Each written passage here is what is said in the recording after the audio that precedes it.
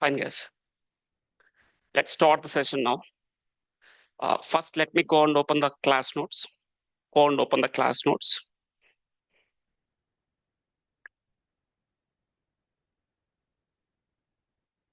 Right.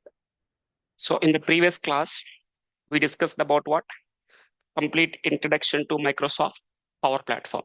So first, let me give a quick recap what we discussed in the previous class, guys. So in the previous class, we discussed the different points like we understand about uh, what is Power Platform. We discussed about what is meant by business applications. And also, we understand how to implement this business applications using Power Platform. And then next, we understand Power Platform architecture. And then next, we understand that what things we can implement with the help of Power Platform. As we know that these are all the 6 things which we are going to implement within the Power Platform. And then next, we understand who will use Power Platform and who will hire whom. Power Platform developers. So here we understand clearly who will use the Power Platform and who will hire the Power Platform developers. And then from here, we understand 2 more points. What we understand, we discussed about what is the need of business applications and also how to implement the business applications using Power Platform.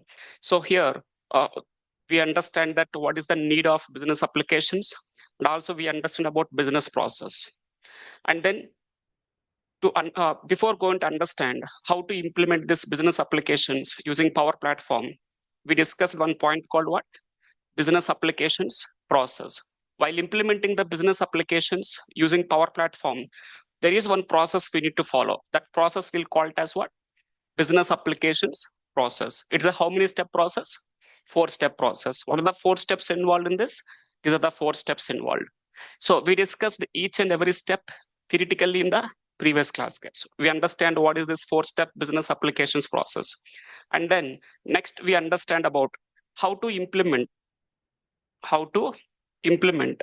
this 4-step business applications process with the help of Power Platform. Using Power Platform, how to implement this 4-step business applications process, we discuss it theoretically. So here we understand these are the collection of softwares in the Power Platform. So with the help of this collection of softwares in the Power Platform, we discussed how to implement this 4-step business applications process in the previous class, right? Fine. To here we discussed, guys. Up to here we discussed. So what we are going to cover now in today's class. So here in today's class, we are going to discuss about the practicals. In the previous class, 1 hour of time, we discussed every point theoretically. But now here in today's class, we'll go and discuss how to implement this 4-step business applications process practically with the help of this collection of softwares. So in today's class, we'll start with the practicals, guys. So now before going to start, let me keep few points here. So your batch number is 158. Your batch number is 158. So for every batch, we'll have the 4 introduction classes, guys. For every batch, we'll have how many introduction classes? 4 introduction classes. So what are those 4 introduction classes? The class 1 is introduction to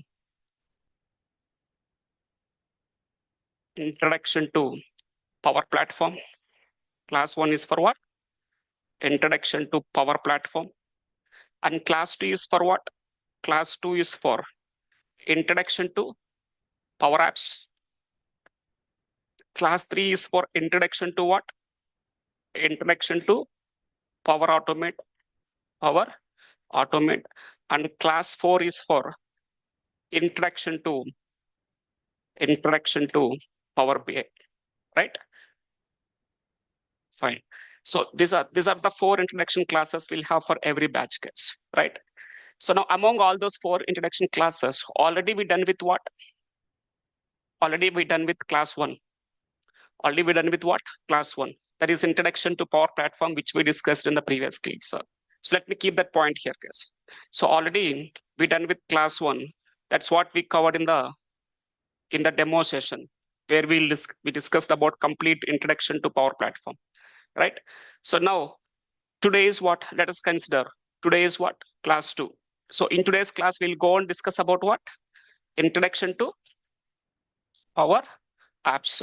So let me go and keep that point here, guys. Let us consider today's class 2. Let us consider today's class 2.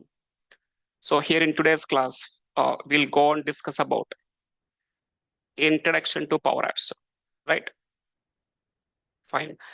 Uh, so now, before going to start discussing what is Power Apps, first let me give the agenda for today's class, guys. First, I will explain you what is the agenda for today's class. So to understand the agenda, let me go and open the Power Platform architecture, guys. Let me explain the what is the agenda for today's class in this architecture. So in this Power Platform architecture, in today's class, we are trying to understand which software, Power Apps software, right?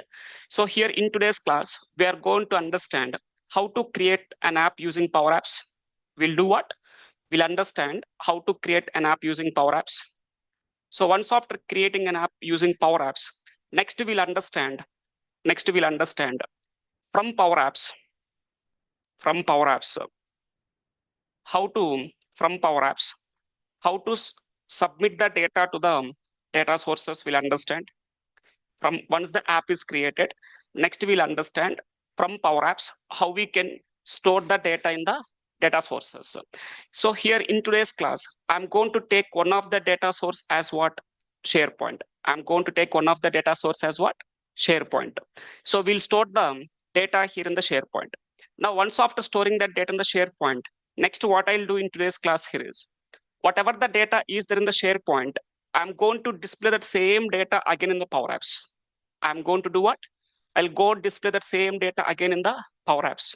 Once after displaying the data, next I'll do what? I'll go and work with the data. Working with the data is nothing but what? Let's take updating the records, deleting the records, or search the data, implementing the search functionality, or filter the data, sort the data, or doing some bulk operations like bulk insert, like bulk update operations, or bulk delete operations, or bulk delete operations. These are all comes under working with the data. So how to work with the data, we are going to discuss extensively in the coming classes around 10 hours, guys. How many hours will cover? Around 9 to maximum 10 hours will cover. So you'll understand how to work with the data in a detailed way in the upcoming sessions, right? So this is what's the agenda for today's class. We'll understand how to create an app using Power Apps, and then we'll understand from Power Apps how we can store the data in the data sources like SharePoint. And next, once the data is stored in the data sources, next we'll understand how to show that same data again in the Power Apps. And next, once off displaying the data, we'll understand how to go and work with the data. So this is what is the agenda for today's class, guys. I'll show you this complete scenario practically. Whatever I'm explaining here in this block diagram, each and every point I'll show you practically in today's class, right?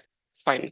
So now, before going to create an app using Power Apps, what I'll do here is, first I'll give some brief introduction to SharePoint, guys. First, I'll give some brief introduction to what? SharePoint. So let me go and keep here. So in today's class, before going to start creating an app, first I'll give some brief introduction to what is SharePoint. So let me keep here, guys. First, we'll understand about SharePoint. Now, what's the definition of SharePoint is? SharePoint is a, let me keep here.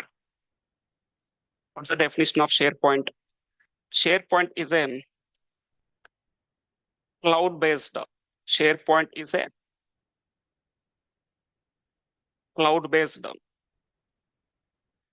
data source software. It's a cloud-based data source software, which is used to store and manage the organizational business data in the form of what? In the form of list, command, in the form of documents, everything at one place. Everything at one place. So this is what the definition of SharePoint is. Try to understand what I'm telling here. So first point, I said that SharePoint is what software? It is a cloud-based data source software. It is one of the data source, which is used for what? Which is used to store and manage organizational business data in the form of what? list. List is nothing but what, guys? List is nothing but a table. List is nothing but what? Table. So here in the SharePoint terminology, we don't call it as tables, guys. We'll call it as what? We'll call it as a list. Keep in mind the terminology. The terminology is important. We don't call it as tables here in the SharePoint. We'll call it as what? A list. So we'll store that data in the form of list, nothing but tables. And also, it will allows you to store that data in the form of documents, guys. It also allows you to store that data in the form of what? Documents. Documents like what? Documents like let's take Word document, or if you have any Excel files, or if you have any CSV files, or any PPTs,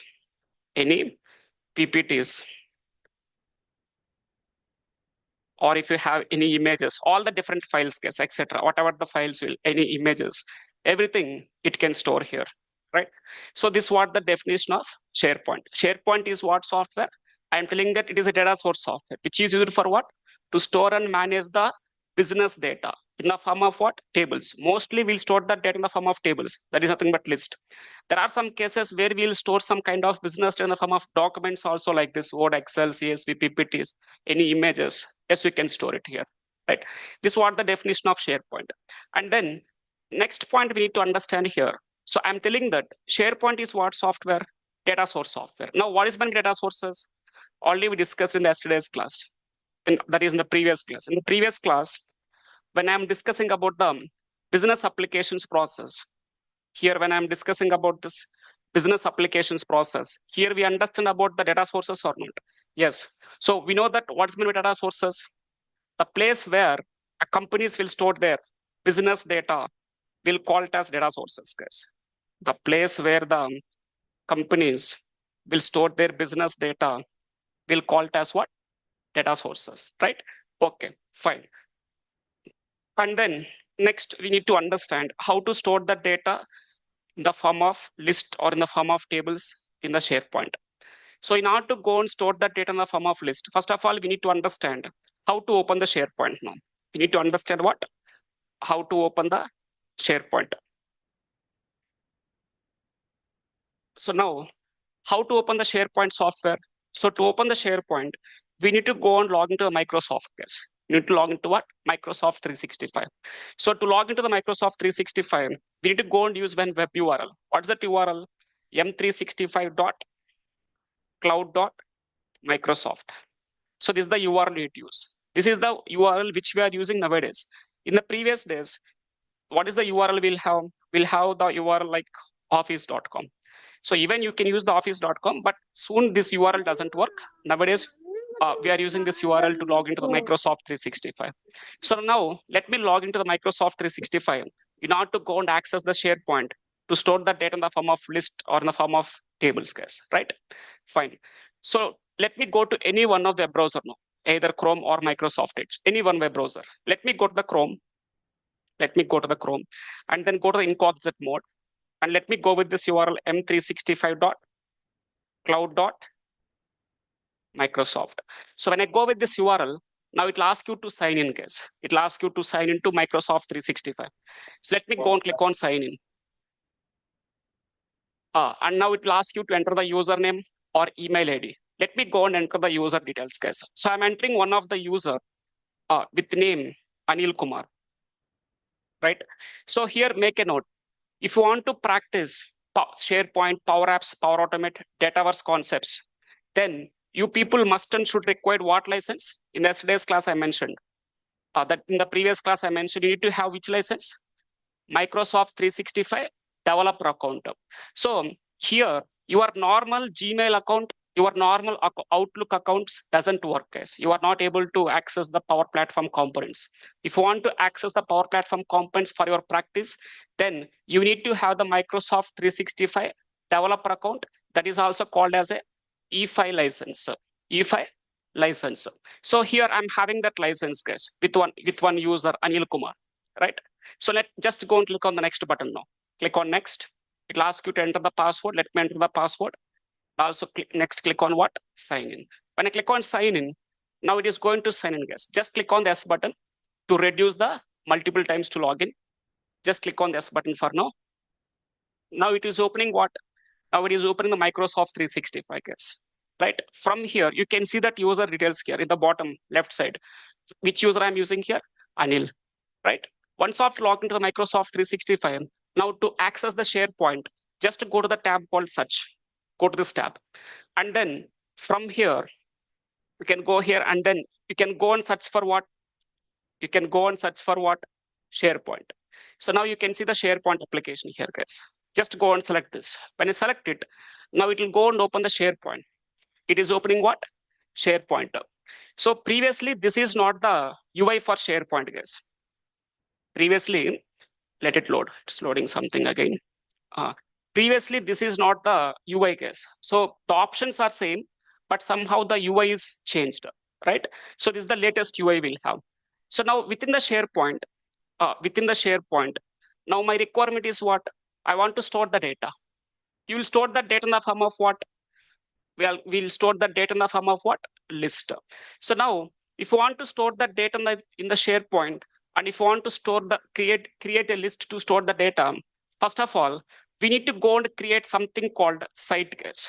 First of all, we need to go and create something called what? Site. Now, what's meant by a site? Let me keep here.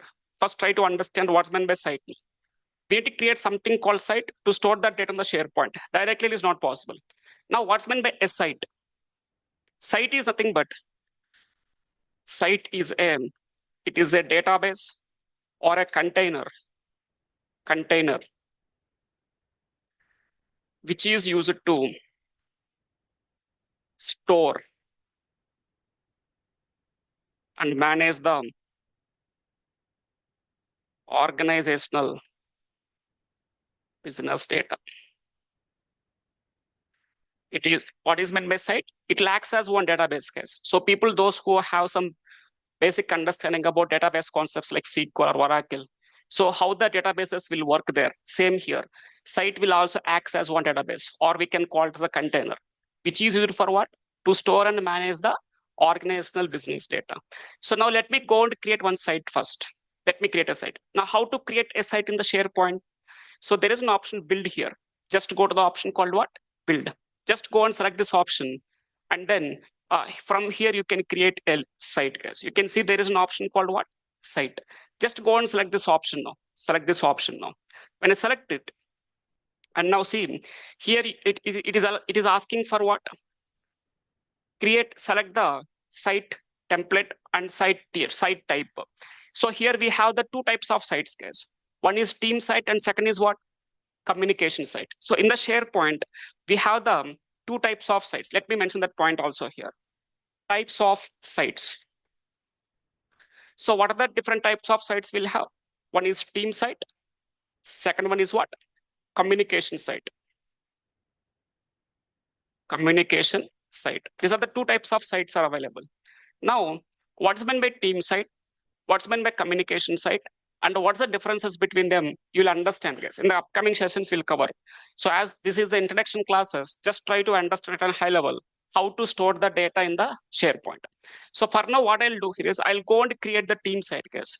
In the real-time scenarios also, 90% of the use cases will go and create the team site only, right? Select the site as what? Team site. And then select the template. Here we have some standard templates, guys. Ready-made templates are available. So I'll go and use this template called standard. Select this template, standard template, select it. And now it will show us the preview of this template, how the template will looks like, preview. Just click on use this template. When I click on use this template, now see it here, it is asking us to pass the site name. Okay, you are creating one site. Now what the name you want to keep? Let me keep the site name as batch 158 9 a.m. For reference purpose, I'm passing your batch number as a site name, right? Once after passing site name, now just go and click on what? Create. Just go and click on create. Now it is creating a site for us, guys. Let it create.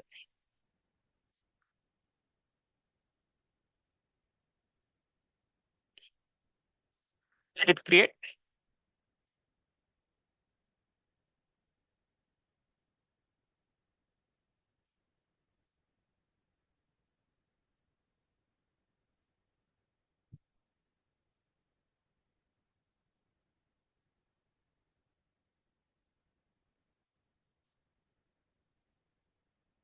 right?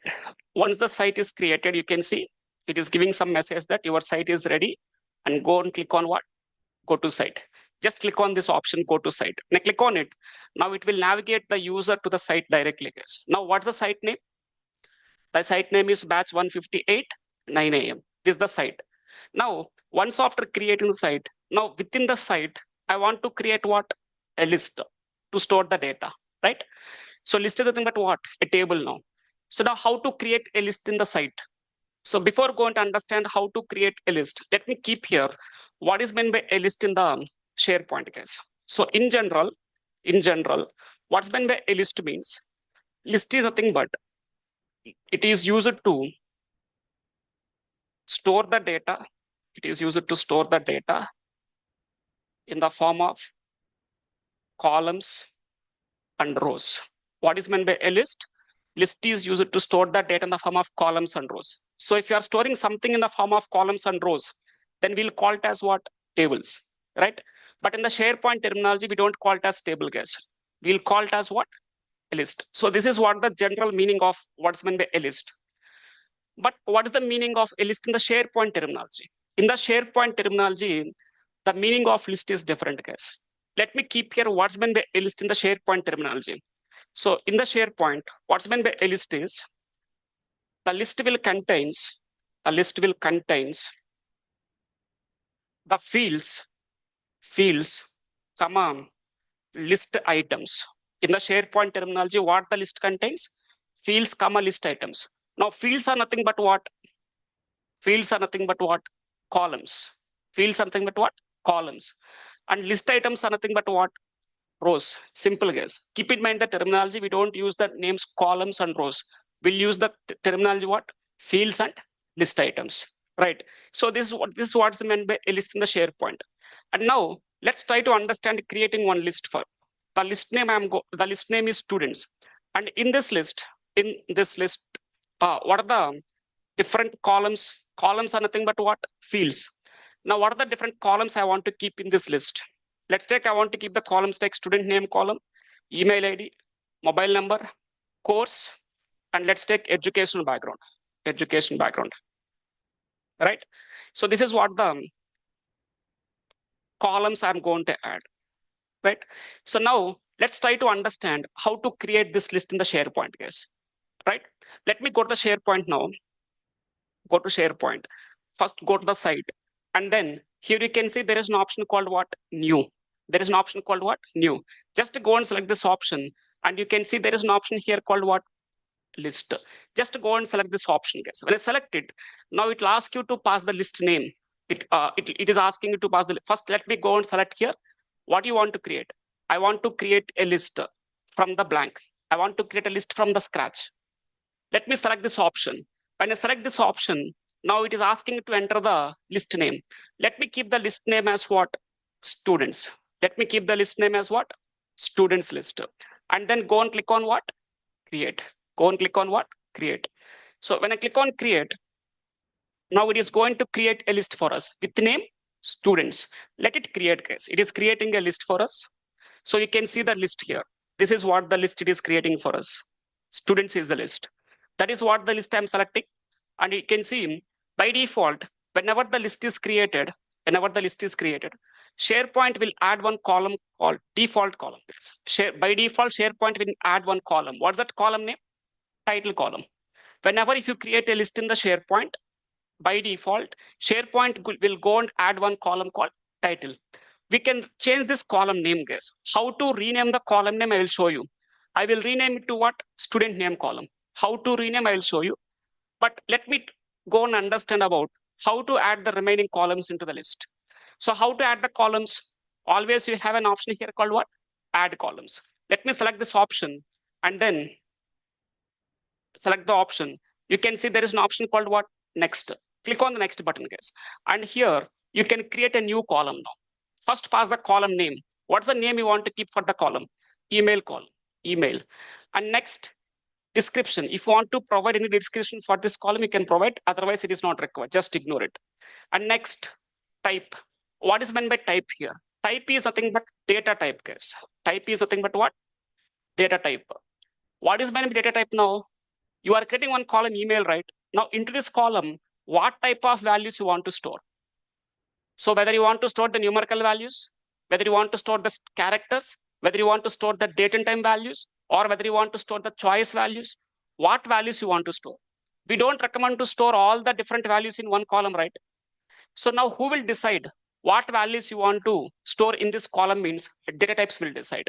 So here we have the different types of data types, guys, like single line, multi-line, number column, yes or no data type, person or a group, date and time, choice, currency, hyperlink. There are different columns we'll have. We'll understand how to work all these different types of columns in our coming sessions, guys. So for now, email, I'll go and take the data type as what? Single line. Let me select this data type and click on save. And click on save. Now see it is added one column, email column. Next, add one more column, guys. Go and click on add columns.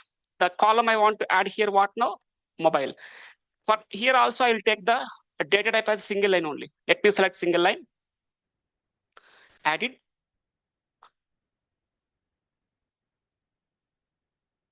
Right, it is added. Let me go and add one more column. Now the column name is course. For which course the student is inquired, right? Now, let me go and select the data type as a choice column, guys. I'll take that type as what? Choice. And let me enter the choice values here. Let's take I'm keeping the course equals to Power Apps. And next course I'm keeping here Power BI. And let's take another course I'm keeping here SQL Server. Like this, you can add the different choices, guys. If you want to add one more choice, always you have an option called what? Add choices. If you want to add more choices, you can add it. For now, I'm keeping these 3 choice values and click on save. Now it is going to add the another column called choice column. That is course. Next, add one more column. One more column I want to keep here is what? Education. What's the education background of the student? Data type is single line. Click on save. So these are the columns I'm going to add into this list, guys. Right? Fine. Okay. So now we understand how to create a list in the SharePoint. Once the list is created, how to add the columns. And then I want to rename this column name, guys, title column. How to rename this column name? To rename this column, go to the settings, go to what? Settings, and then go to the settings of this list. I want to go to where? Settings of this list settings, go to the list settings. And then from here, you can see the settings of this list. Scroll down, you can see there is a section called what? Columns. You can see all the different columns just now we created here. And there is a column called what? Title column. Just select that column now. It will allow you to go and change the column name. Let me go and change the column name now. Let me change it to what? S name. Student name, scroll down and click on OK. Right. So now here we understand how to create a column.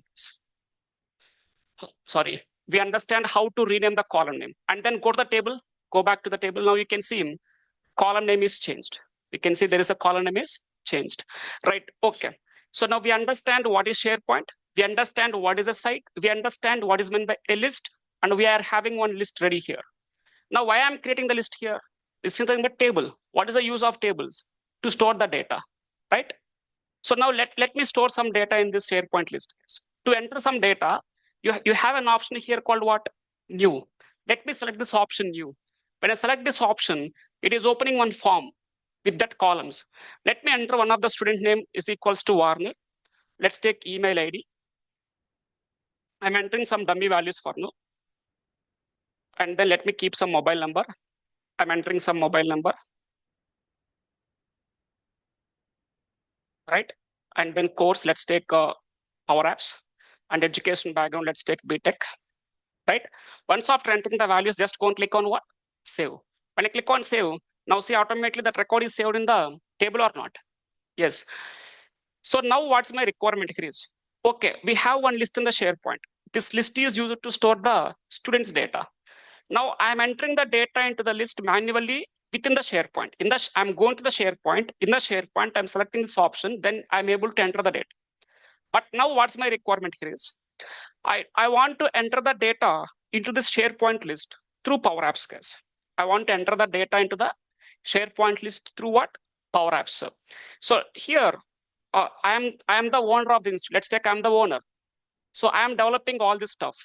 Let's take my team is there. My front office team is there. My front office team doesn't know. They don't know about what is SharePoint. They don't know about what is Power Apps. So what I need to do now, I want to create an app where I can provide that app to my team. So whenever the new student is inquiring for any course, what my team will do, my team will go and enter the student's data in app. Just they will enter the data in the Power App. Whatever the data my students are entering in the Power App, that data I want to automatically store in where? SharePoint, guys. So why I want to create the app here? Because the employees who are working in the organization, that employees doesn't have the access to the SharePoint, guys.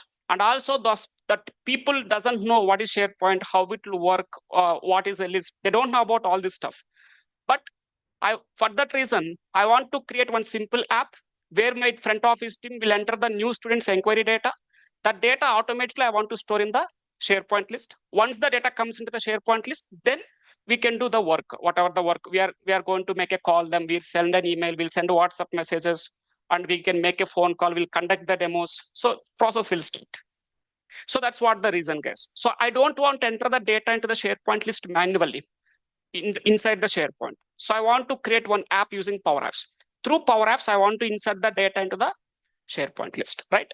Fine. So now let me go and understand about how to create an app using Power Apps, guys. So before going to understand how to create an app using Power Apps, first let me keep the definitions, guys. So what's the definition of Power Apps now? So if someone will ask you, what is Power Apps, then what is the answer from your end? Already we discussed in the previous class, right? In the previous class, when I'm discussing about this business applications process, here I said that to create an app, we'll use which software? Power Apps. I said that what is Power Apps? Power Apps is used to create apps or the forms within the Power Platform. So if someone will ask you what is Power Apps means, simple guess, you can give this definition. There is nothing wrong in that. There is nothing wrong in that. You can give this definition. It is a simple definition about what is Power Apps. Yes, Power Apps is used to create the apps or the forms within the Power Platform. It is correct. There is nothing wrong. So now here, Power Apps, not only to create the app or forms, guys. It is not only just to create the apps or the forms. Apart from that, what we can do?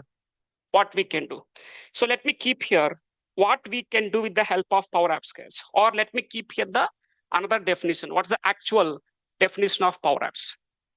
Let me keep here the another definition. So first point, as we know, Power Apps is used for what? Power Apps is used to create the apps or the forms. What is the need of creating the apps or the forms? Which is used to collect the data from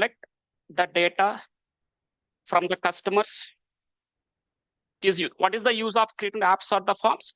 These are used to collect the data from the customers, right? Once after collecting the data, next we'll do what? We'll submit the data to the data sources. We'll submit the data to the data sources. Next, once after submitting the data, next what Power Apps can do means we are able to display, we can display the data in Power Apps. We can display the data in Power Apps, which is stored in the data sources, guys. Stored in where? Data sources. Whatever the data you are submitted to the data source, once after submitting the data, we can display that same data again in the Power Apps. We can display the data in the Power Apps, which is stored in the data sources. And next, and also Power Apps is used to work with the data stored in where? Stored in the data sources, and also use it to work with the data stored in the data sources. This is what Power Apps can do, guys. So try to understand what I'm telling. First point, Power Apps is used to create the apps or the forms.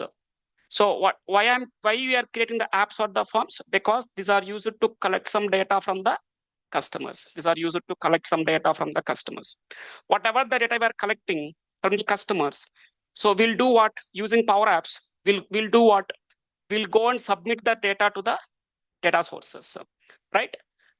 Once after, this is the third point. Once after submitting the data to the data sources, next we'll do what? We'll display that same data again in the Power Apps.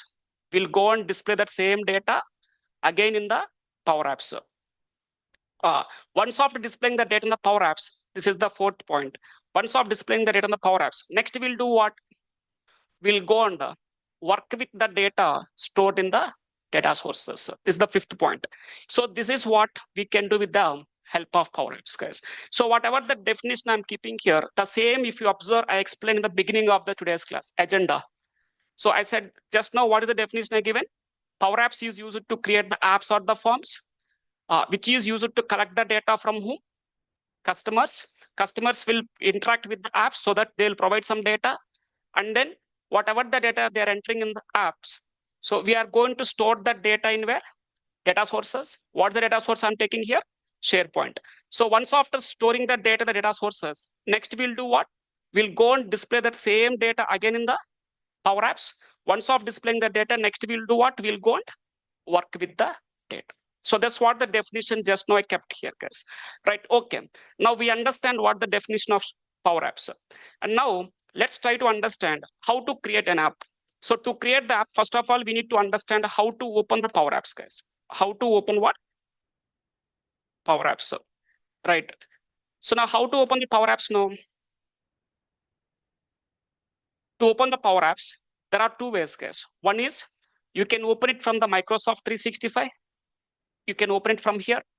Or if you want to open Power Apps directly, go with this URL, make.powerapps.com. Directly to open the Power Apps, you can go with this URL, right?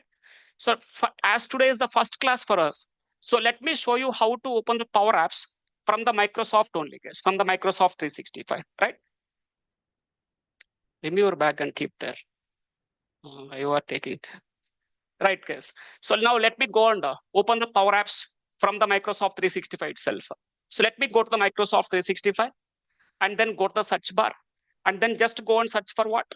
Power Apps. When I search for Power Apps, now you can see what here? The Power Apps application. Just select it, select this. When I select it, now it will go and open what? It will go and open the Power Apps software. So now see, once after opening, this is Power Apps software I'm using here. Is Power Apps software. Once after opening Power Apps, you can see the URL in the backend. What's the URL it is using?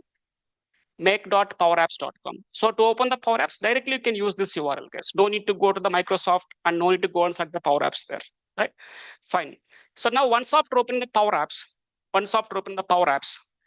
first we need to go and connect to the environments, guys. There is something called environment. There is something called what? Environment. Now what is environments? How to create it? What are the different types of environments we'll cover? There is a dedicated session will be there, more than 1 hour of time. We'll discuss about environments in the upcoming sessions. Environment topic will come under the admin part. So when I'm discussing about the admin part, there you will come to know. So for now, you people, whenever you open the Power Apps, first go to the environment, go and select here. And then you have the different environments here. What the different environments you can see here is, I said that we'll share the licenses to you, right? So in that license, what the environment you can see something called default environment, and you people can view the environment called dev environment, test environment, and production. These are the 4 different environments you can see here. So select the appropriate environment, guys. We will assign one environment to you. Which environment is assigned to you, you can just go and connect the environment. For now, I'm selecting which environment. I'm going to this. Think it is batch 158. Unfortunately, I kept batch 159, guys. So let me go and select this environment. This is the environment I'm going to connect. You people also connect to the environment which is assigned to you. So for your batch, dedicated for your batch, I created this environment. Just go and select it. Hello. Connect to the environment first. Hello. I have one Yes. doubt here, sorry. Please make a note of the questions. Please make a note. I'll take the questions by the end. Okay. The reason, today's session will be around 1.5 hours. Continuously, if I'm speaking, it is 1.5 hour session. If I take the questions in between, definitely it will be more than 2 hours, guys. That's why, please wait. So I'll take all your questions at the end. Right. So first connect to the environment now. Once I've connected to the environment, now I want to create an app. To create an app, go to which tab? Create tab. There is a tab called what? Create tab. Just go to the tab called create. And from here, you can create the apps, guys. And from here, you can create what? Apps. So now let me start understanding creating an app from the blank.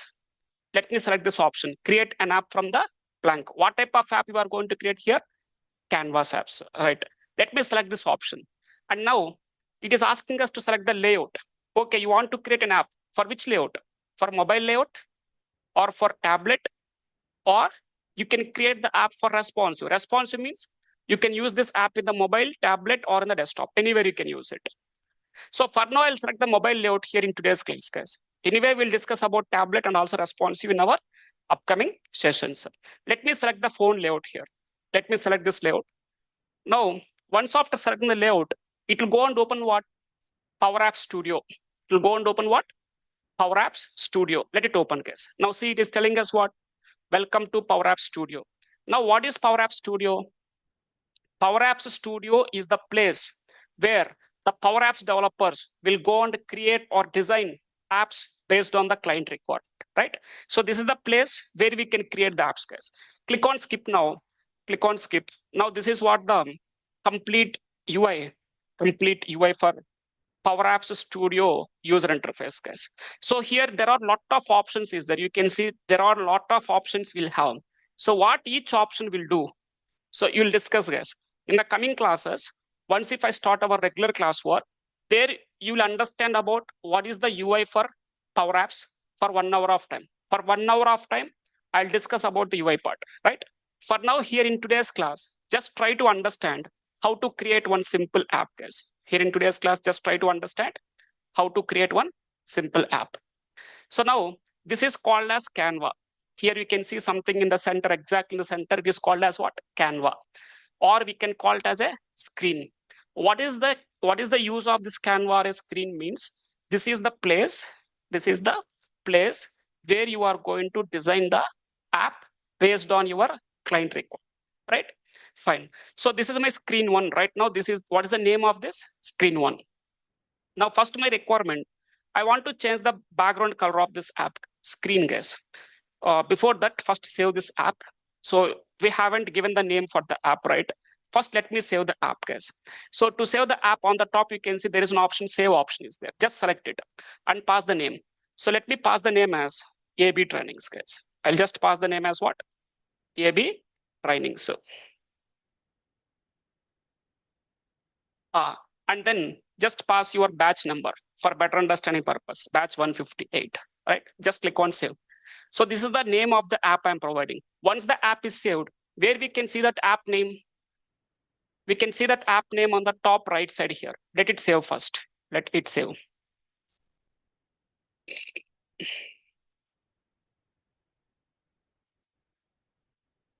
Right, it is saved successfully. And we can see there the app name on the top right, left side. AB Trainings Batch 158. So first my requirement here, I want to change the screen color, guys. By default, the screen color is white. Let me change the screen color. Let me go and change the screen color to somehow to red. And then here I want to add the logo of AB Trainings. Let us consider this is my first screen, guys. But this is my first screen. I want to keep the logo of AB Trainings here. To keep the logo, so you can this screen will have one property. Will have one property. What's that property? Background image property. You can upload the images, guys. You can upload the images, whatever the images you want to keep in the background. But when I add the image here in the background, so it will show that image exactly in the center. But now I don't want to keep the logo of AB Trainings in the center. Somewhere I want to keep them in the top. So for this, what I'm going to do here is, instead of using this background image property to show the logo of AB Trainings, what I'll do, I'll go to the Insert tab. There is a tab called what? Insert tab. This tab is important tab, guys. This is very, very important tab. Now, when I go to the Insert tab, now see here, this Insert tab contains what means? Controls, guys. You can see there are different controls we'll have. Text label, edit form, text input, gallery, rectangle, date picker, button, and then there are few more controls is there. So how many controls we'll have means more than 250 plus controls is there. How many controls we'll have here? More than 250 plus controls is there. Now, what is the use of these controls? By using these controls only, you are going to design the app here. By using these controls only, we are going to design the app. So now my requirement, as I want to add the logo of A/B trainings, so I will add one control, guys. So which control it is? Let me go to the search bar and then go and search for which control? Image. There's a control called image, guys. Just select that control. It'll add the control to the screen. You don't require to write any code, guys. Right? It'll add it. Now you can just drag and drop. Just drag and drop wherever if you want to keep it. And you can increase the height and width also. And now let me keep it here for now. By default, it is not showing any value or any image. So let me upload one image, guys. Select this control. This is the name of this control. You can see the name here. Select this control and then go to the property called what? Image property. Let me go and upload one image, guys. I'll upload the A/B trainings logo here. I'll upload what? A/B trainings logo. Class images. Let me select the image and click on open. So I'm adding the A/B trainings logo and let me go to the image position to fill. Let me keep it here. So this is the logo of A/B trainings. I'm adding it at the top. And next here, I want to keep some text. I want to keep some text called trainings. AB's analytics benchmark is doing what? They're providing some training. So I want to keep some text here. So what the text I want to keep the text? Again, go to which tab? Insert tab. Again, go to which tab? Insert tab. And then go and add which control? Text label. Now let me select this control. It'll add the control to the screen. Just drag and drop, guys. Not required to write any code. Just drag and drop. And then here, let me go and do some basic formatting. I want to do some basic formatting. By default, it is showing the value as text, right? First, let me go and align it to center. You can see some formattings you can do here on the top itself. Keep it in semi-bold. Increase the font size to 35. Align it to center and change the font color to white. And also let me let me keep the same background color, font color to white. And what's the value it is showing by default? Text. Let me change it to what? Training. How to change it? Select this control. Go to the property. Which property? Text property. Go to the text property. Select that property, guys. Select this property. Property value, you can see here in the formula bar. You can see it here. And let me change the property value here. What's the value I want to keep? Trainings, right? Now see, it is showing that value here. Now it doesn't feel looks good. What I'll do, I'll keep some spacing between each and every letter, guys. I'll keep some spacing between each and every letter. So this is how it looks like. AB is doing what? Training. And next, I want to keep some text here called get started. Directly, I want to keep them some text called what? Get started, guys. So let me go and add one more text label. Add one text label. Just drag and drop. Just drag and drop and keep it here. Now in this also, let me go and keep it in semi-bold. Font size to 35. Keep it, align it to center. Font color, I want to keep it as same. Go and change the background color to yellow and increase the height to 80. I want to increase the text label height to what? 80, right? And by default, it is showing the value as text. Let me change it to get started. Double click on it, just double click and change the value. Get started. Right? Fine. Okay. Now this is the value I'm keeping here. Keep the height to 90. Okay, it looks better. So now try to understand, guys. What's my next requirement here is?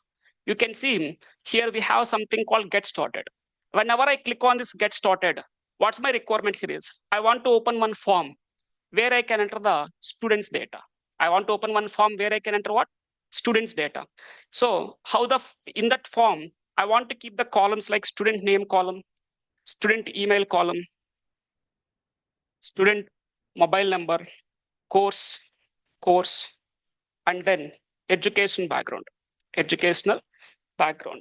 So these are all these are the fields I want to keep in that form. So now let me go. I want to create this type of form now. I want to create this type of form. Once after creating the form, what we'll do?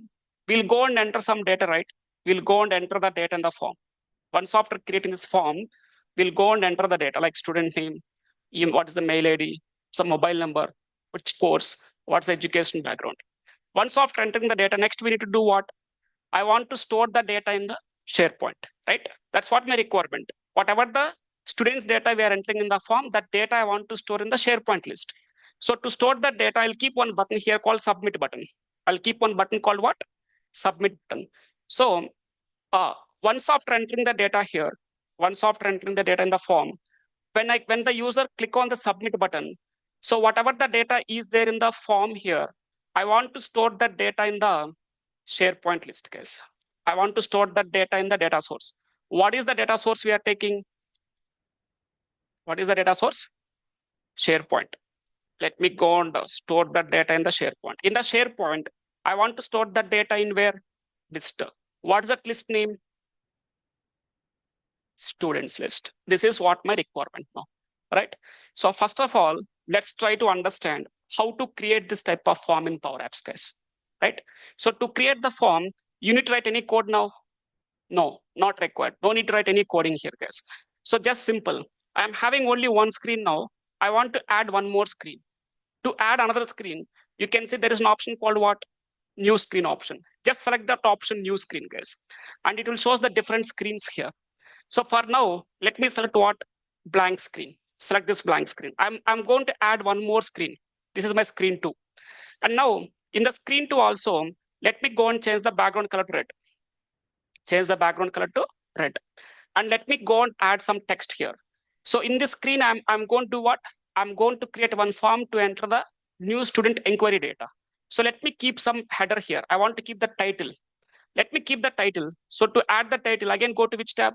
Insert tab. Go and add which control? Text label, correct. So let me keep this text label here, guys. Increase the height and width also. And let me do some basic formatting.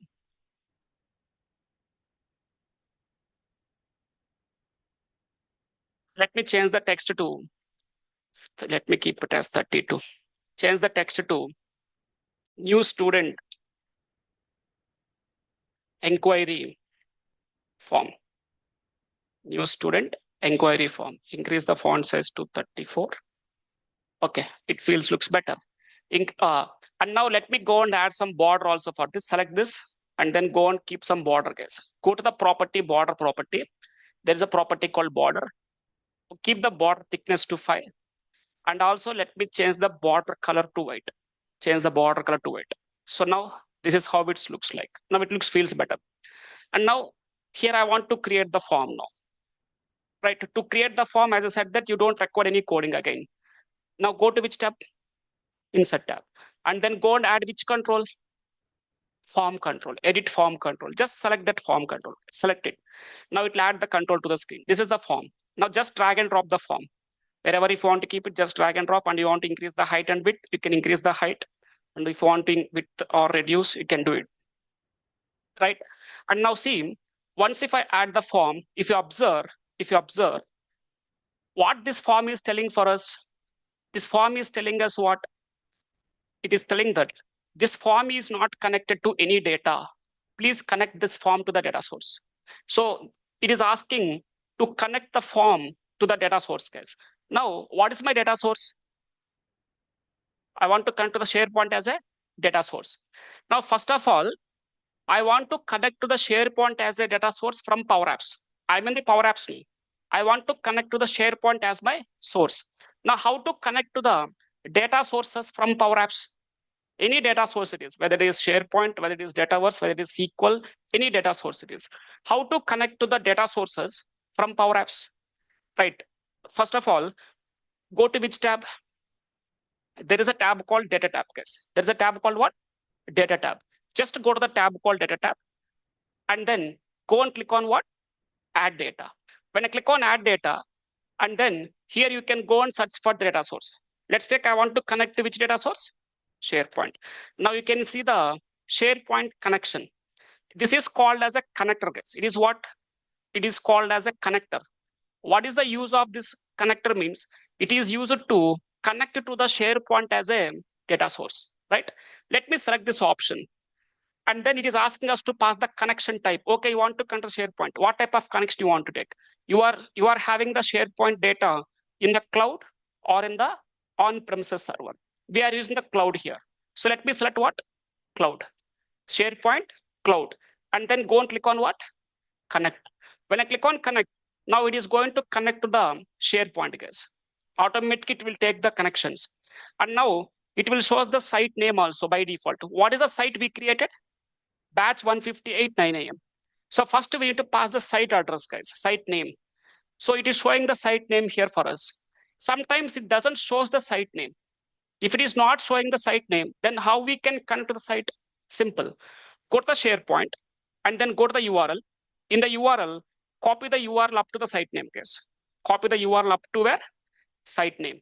Copy this URL, go to Power Apps, enter that URL here, and just click on connect. When I click on connect, and now it will show us the list names in that side. There is a list called what? Students list, right? Just select that list.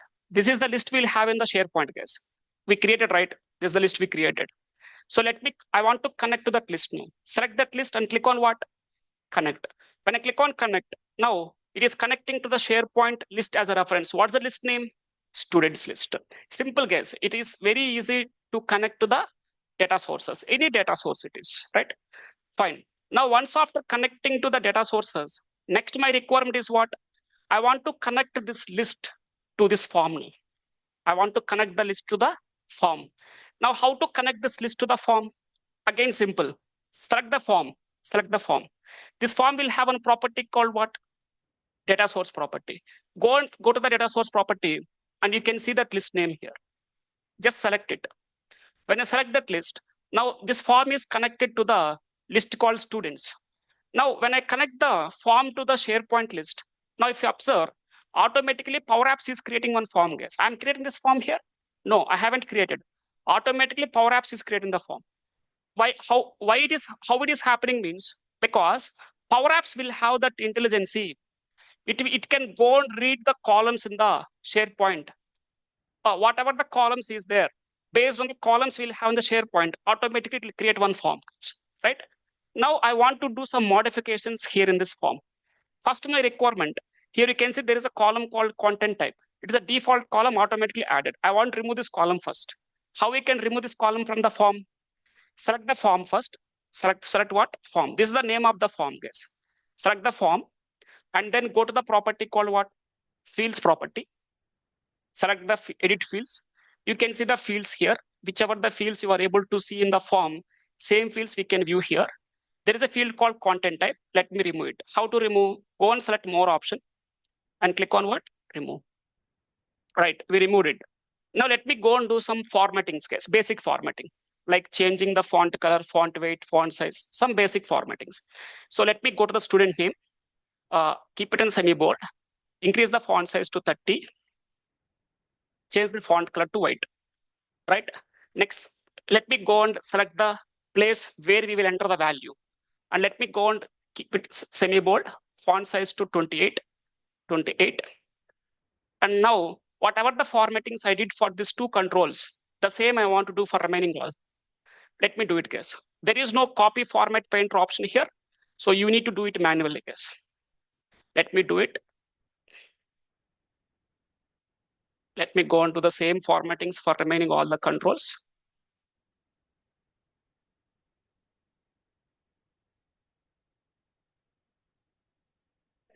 $28.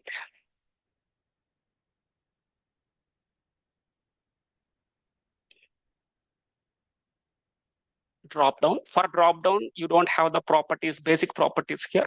Let me go to the properties pane and then change the font size to 28. Keep it in the semi-bold. And then education, keep it in the semi-bold, font size to 30.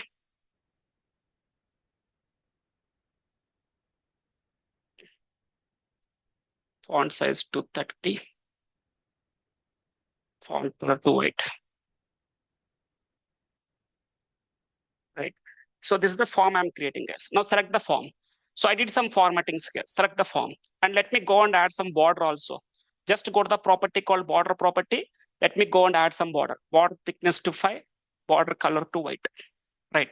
And to view the form, just go and just somehow reduce the border of this form, guys. Sorry, reduce the width of this form, not border. When I reduce the width, now you can see the border here, right? Okay, this is the form I created, guys. And now once after creating the form, so we'll enter the data.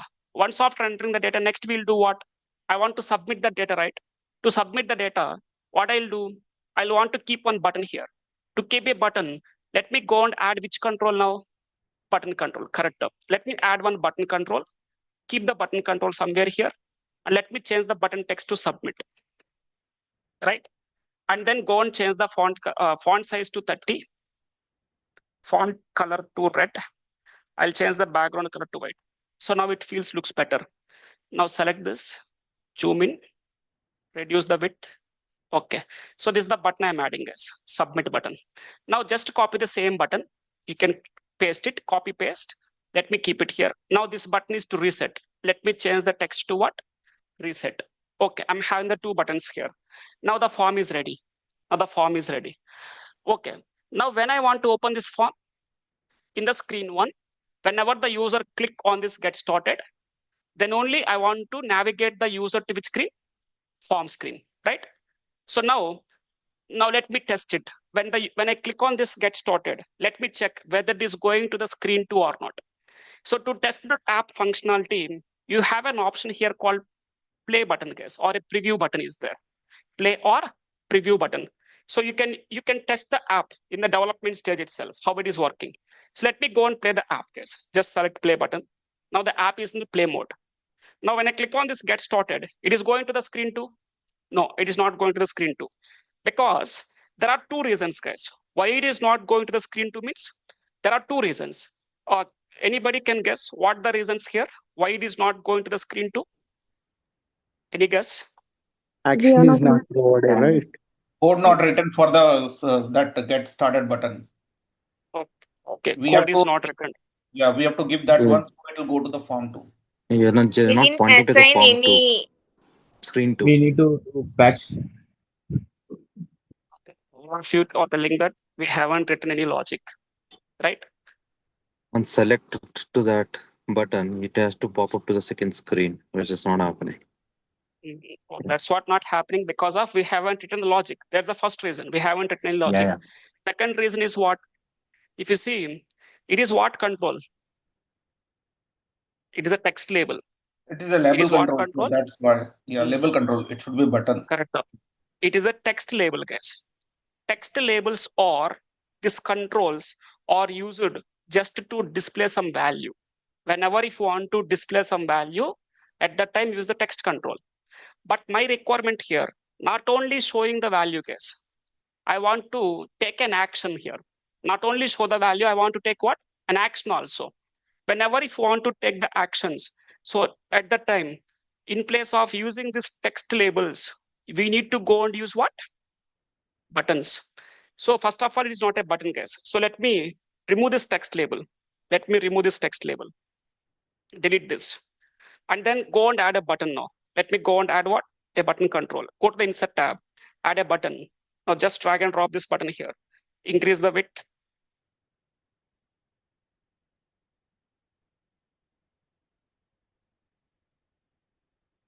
Let me change the button text and let me change the font color. Keep in semi-bold, font size to 35. Change the background color to yellow. Right? Now it is a button control. How I can say that it is a button control?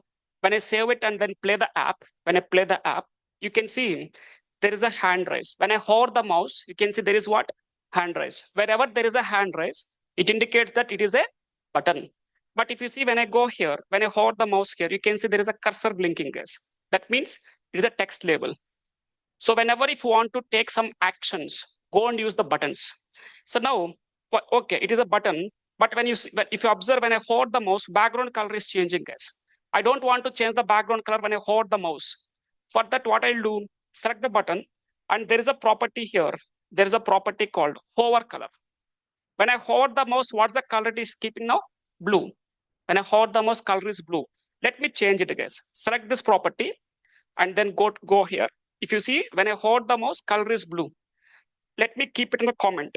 Keep it in the comment. And let me use the color, same color as yellow, color dot yellow.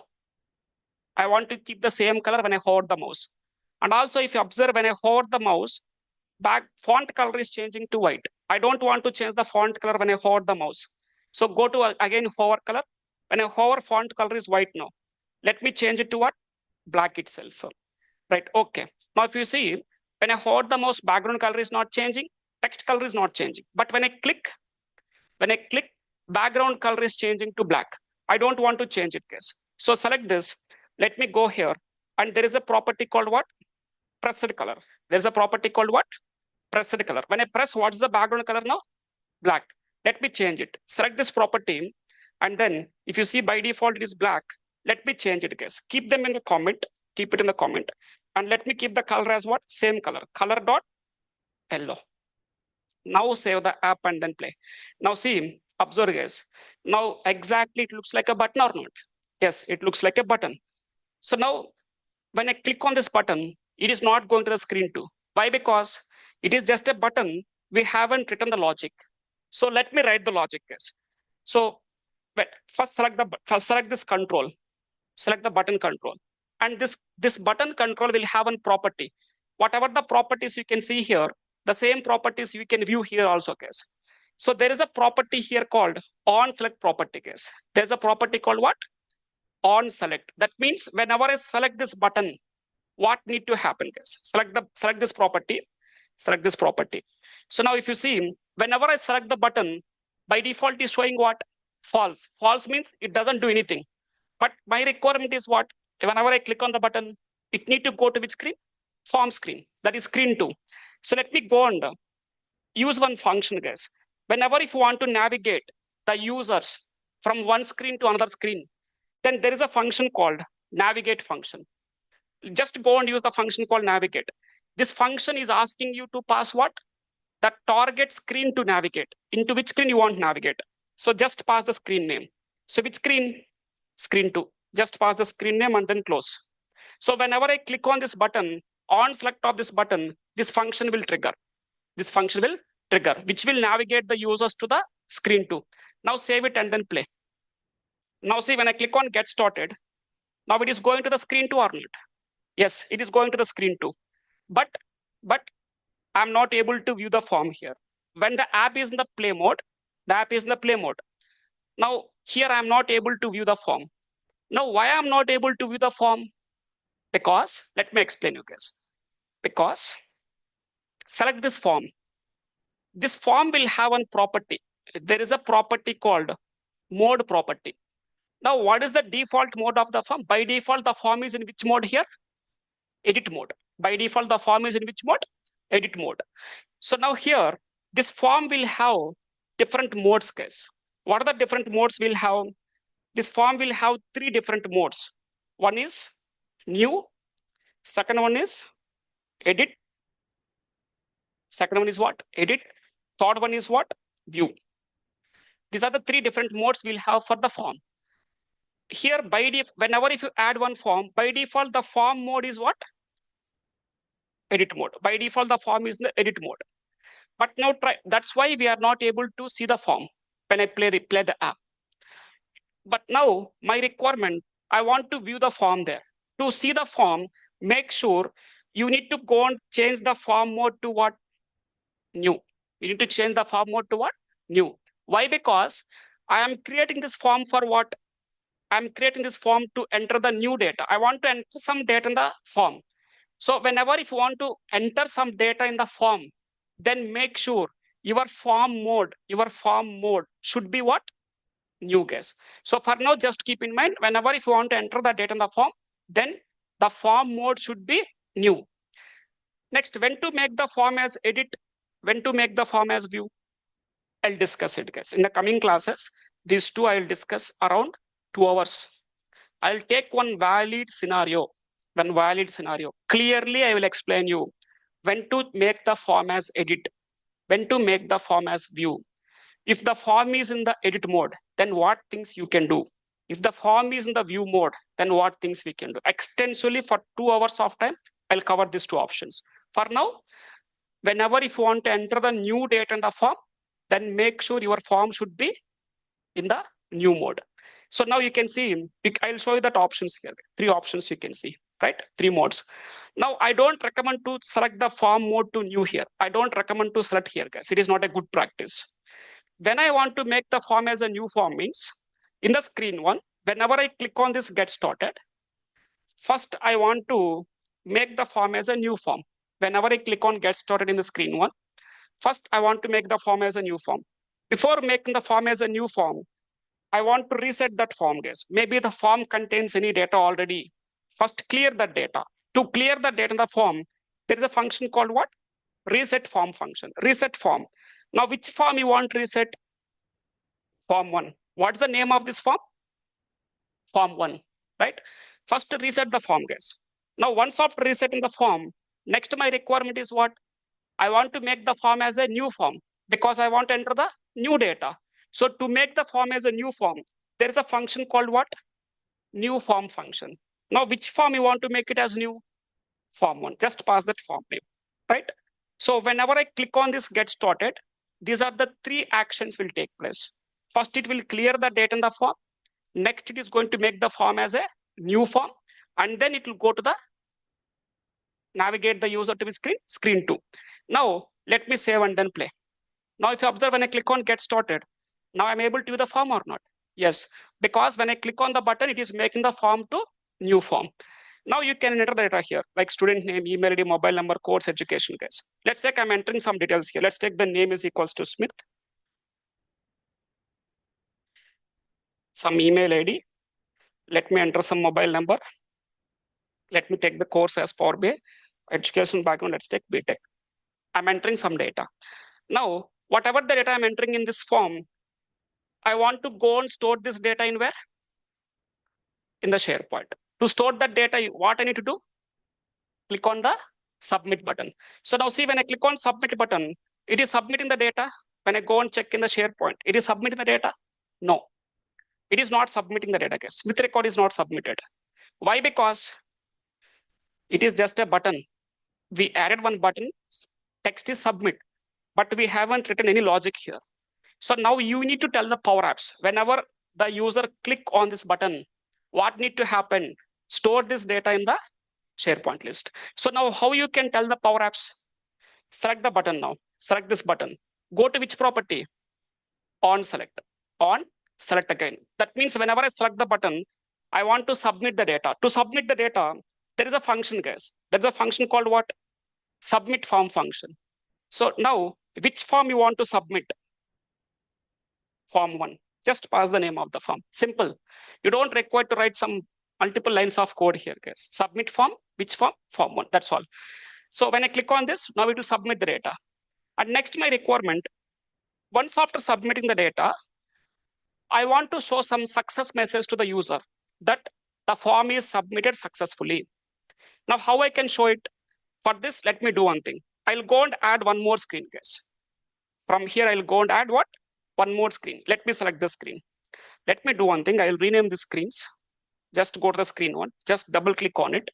Let me keep it as welcome screen. Welcome screen. For better understanding purpose, always rename the screen names, guys. First one is welcome screen. Second one I want to keep here as a form screen. And let me keep this screen as what? Success screen. Just double click and you can rename it. Or otherwise, you can go to the more options. You can see there is an option called what? Rename, right? Anyone. So go to the success screen here. And in this screen also, let me go and add some background color, add one text label, and keep the text as what? That the form is submitted successfully. Let me keep the text as the form is submitted successfully. Form is submitted successfully. This is what the message I want to show here. And also let me keep some tick mark here, guys, so that it feels better. Let me go to the insert tab again. Let me go and add one checkbox. I'll add one checkbox. Let me just drag and drop it here. Let me go and change the color to white, right? Okay, it feels better now. So now I want, whenever the user click on this button, submit button, first submit the data. First submit the data. And then next what I want to do, Next, navigate the user to which screen? Success screen. So go and use which function? Navigate function. Navigate the user to which screen? Success screen. Just pass the screen name. That's all. So whenever I click on submit button, first it will submit the data and then go to the success screen. There is a button reset. For this button on select, just I want to reset the form, guys. To reset the form, we know which function? Reset form. Which form I want to reset? Form 1. Simple. Now it is done. I written the logic for submit button also for what? Reset button. Now go and play the app. Now I'm entering Smith record. Now go and click on what? Submit. Let me check. When I click on submit, now it is submitting the data or not? Yes, the data is submitted and it is showing this going to the success screen. It is telling that the form is submitted successfully. Now when I go and check the data in the SharePoint, now see, Smith record is submitted or not? Yes. So now it is done, guys. So now we understand from Power Apps, how to store the data in the data sources. We understand creating one form in the Power Apps. And from Power Apps, we discussed about how to submit the data to the data source, SharePoint. So next my requirement is what now? Whatever the data is there in the SharePoint, now I want to display that data again in the Power Apps. Now I'm having some data in the SharePoint, guys. You can see I'm having 2 students records is there in the SharePoint. This data I want to show it again in the Power Apps now. So how to show that data in the Power Apps? So let me go here. If you want to show that data in the Power Apps, then simple guess. Let me go and add one more screen here. Go to the new screens. I'll add one more screen. And let me rename it to data screen. Data screen. Or let me keep it as gallery screen, guys, because I'm going to use one control called gallery here.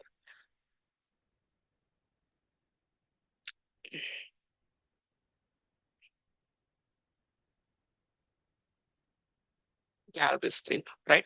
So now in this screen, what I'll do, I want to show the data.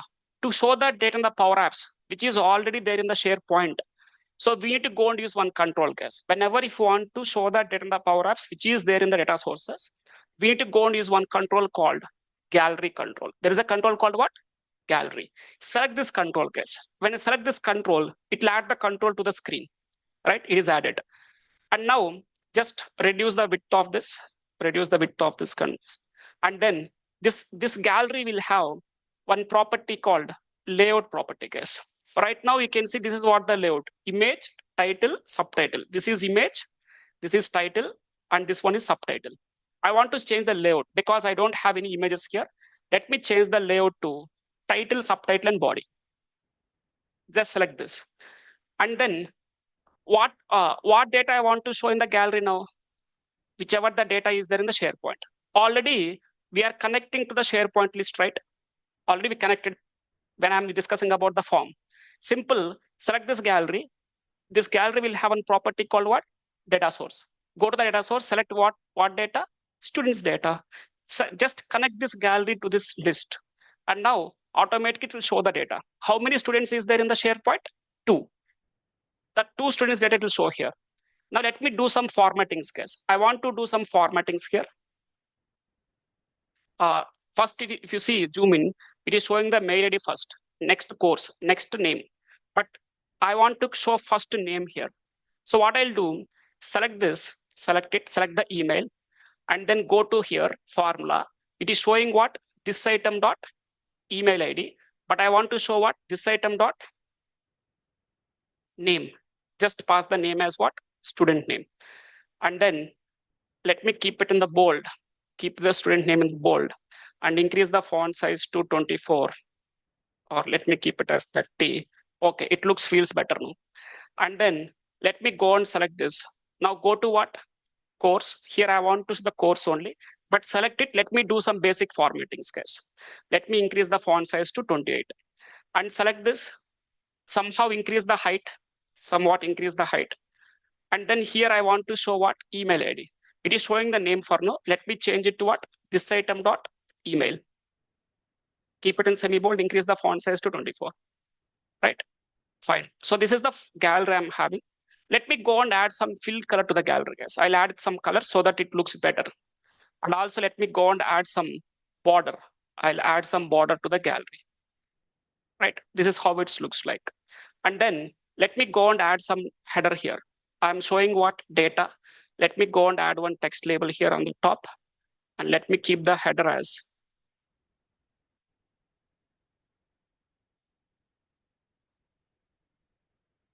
I'm using the gallery control to show the data. Just keep here gallery to show the data. Or let's say I'm keeping here students data. I'm showing what data here? Students data. And then let me go and keep some border. Keep some border thickness to 5. This is how it's look like. Simple. I'm showing some simple UI here. So now how many students is there in the SharePoint? 2 students. That 2 students that I'm showing here or not? Student name, what's the course, and what's the mail ID. Now, let's say I'm going to submit one more student record. I'm submitting one new student, guys. Let's say that I'm keeping the name is equals to Finch. Let me keep some mail ID. Let me enter some mail ID.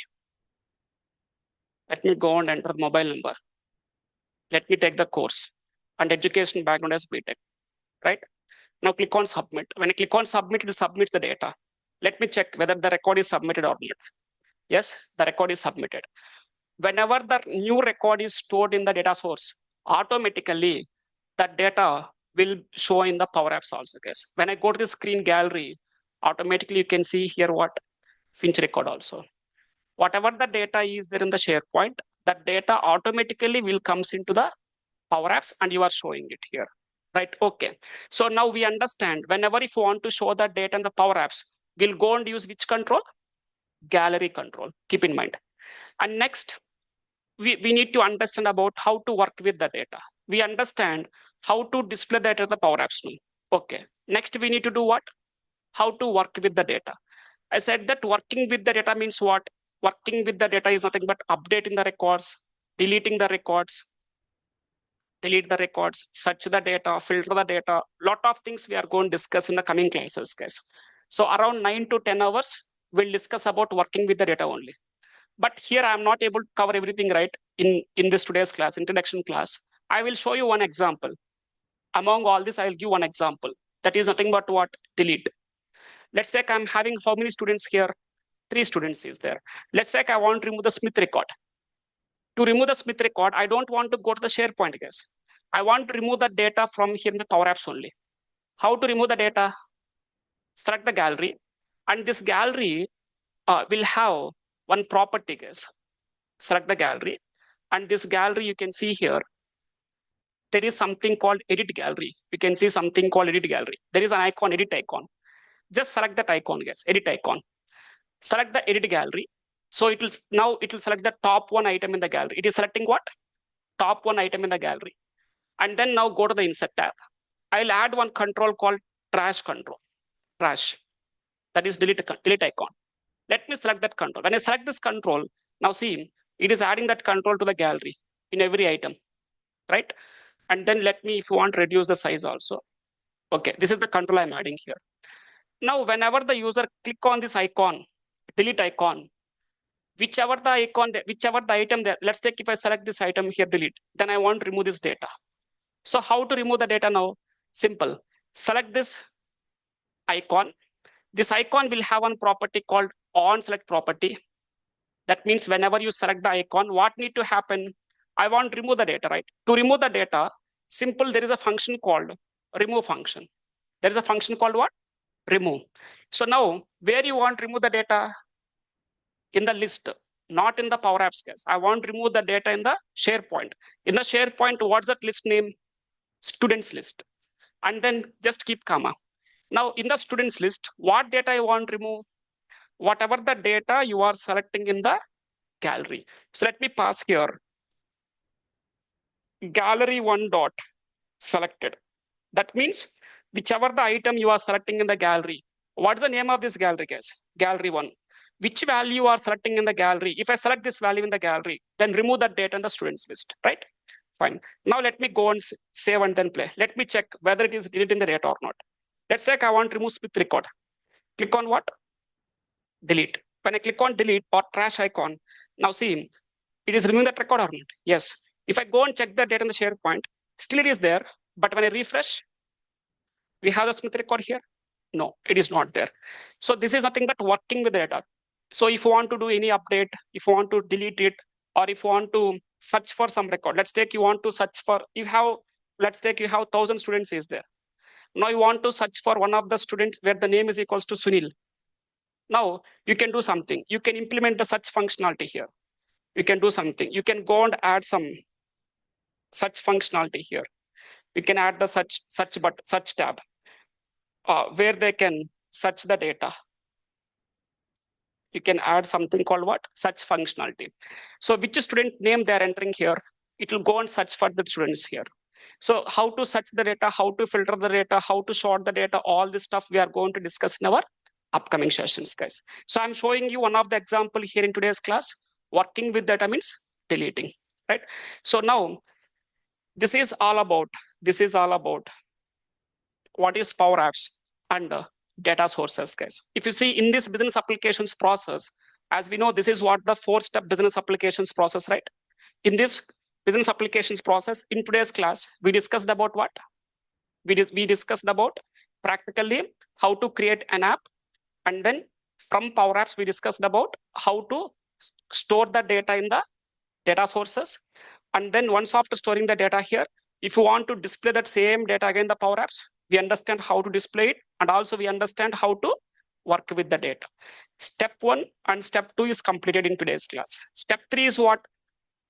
Automation. That's what we are going to discuss next class tomorrow.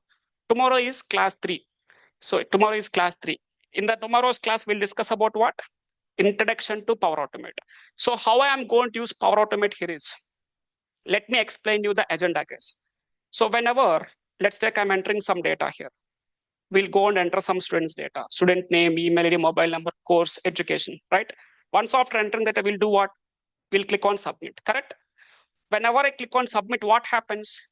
The data comes into where? SharePoint. Yes or no? The data comes into the SharePoint. Now, which student record you inserted, which student record you created in the SharePoint list? That means whenever the new record is added into the SharePoint, immediately what's my requirement? Whenever the new student record is inserted into the SharePoint list, immediately I want to send one email to the student. I want to send one automated email to the student regarding what? Course. Regarding which course the student is inquired. Regarding that course, I want to send one email. So to send the email, I'll go and use what now? Power Automate. Why? Because I don't want to send the email manually, guys. Automatically, the email need to send to the student whenever the record is inserted. Whenever the new student record is inserted into the SharePoint list, immediately by taking that student email as a reference, send an automated email to the student regarding the course he is inquiring using what? Power Automate. So how to use Power Automate in order to go and send the automated emails to the students regarding the courses. So regarding course details and course content, and if you want to add them to any WhatsApp, or if you want to add them to any Teams groups, or first of all, you need to know, you want to send an email regarding what? Course. First, you need to know for which course he is inquiring. So maybe few students will inquire for Power Apps course. Few will inquire for SQL course. Few will inquire for Power BI course. Let's take few people will inquire for data analytics course. Few people will inquire for some other courses. First, you need to know which course the student is inquiring. And then regarding that course, send one email to that student with attachment. Like I want to add the course content there. So how to send the automated emails to the students once the record is inserted in the SharePoint list using Power Automate? We are going to discuss next class tomorrow. Yes, continuation of today's class is tomorrow. Tomorrow we are going to extend this class by using what? Power Automate. So tomorrow's class is for introduction to Power Automate. Yes, right. So I'll stop here today. So I'll discuss from the next class tomorrow. Make a note. So tomorrow is what? Third free class. Till now we completed 2 free classes, guys. Tomorrow is the third free class, right? So tomorrow's class, we'll discuss about what? Power Automate. Power Automate. And to attend the next class tomorrow, online people use the same link. Whatever the link you are using for today's class, just use the same link to attend the next class tomorrow also. What's the timing? Same time, morning 9 to 10:30. Same timing, guys. Right. Fine. So I'll stop here now. Now we'll go with the questions. So I'll see you in the next class tomorrow where we'll discuss about introduction to Power Automate. And one more thing, people, those who got registered, as I mentioned in the demo, we have pre-registrations are opened. So thanks for your responses, guys. So most of the people got registered already. So for the people, those who got registered already before starting the batch, for you people, we are going to send one email to you now, where you can get this license. In that email, what you will get? The license details. So I'm going to send one email to you regarding this license. In that email, I'll share the username and password. Along with that email, in that same email, I'm going to share one video also. In that video, clearly I explained how to use these licenses and how to log into the Microsoft 365. Anyway, today's class I covered how to log into Microsoft 365. But I'm going to share another video with you, a 5 minutes of video. In that video, I clearly explained how to use this license to log into the Microsoft 365. Go and refer that video multiple times, 1 or 2 times, and then use this license for your practice, guys. So who got registered? I'll share the license details with you now. Immediately do practice, guys. Don't stop, delay. Don't stop practicing. Always you are always people with me now. So whatever the classes I'm discussing, while coming to the next class, you need to be thorough with the previous classes. So immediately start doing practice, guys. So now let's go with the questions. Online people, yes. Now if you have any questions, now please raise your hands and I'll talk to you one-on-one, guys.